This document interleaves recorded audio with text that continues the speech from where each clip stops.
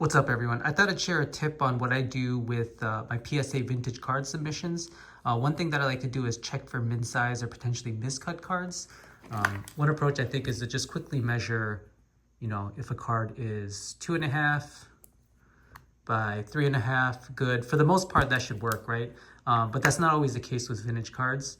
I just kind of pre-cut a couple cards here. I don't promote cutting cards, but just as an example, oftentimes with vintage cards, you can have them cut a bit off from the factory. So something this extreme would be miscut.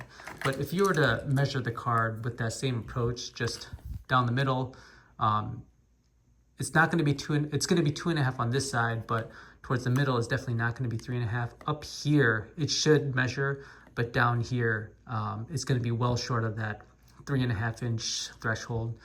So one thing that I would recommend is actually measuring the cards top, middle, and towards the bottom.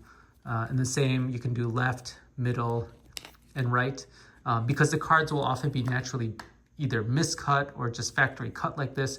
You're going to be short on one side. And if that's the case, you're going to, if it's 1/1/16 of an inch off, PSA will send it back either miscut or min size not met. And as an example, just again, you can have cards also cut like this where it's on both sides. So it's going to be well short here, but it may meet the threshold here. And sometimes this is pretty rare.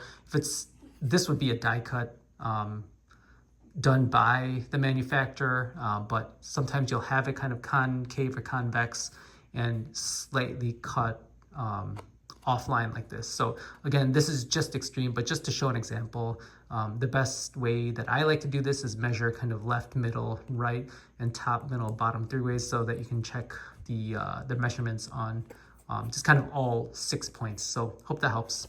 Thanks.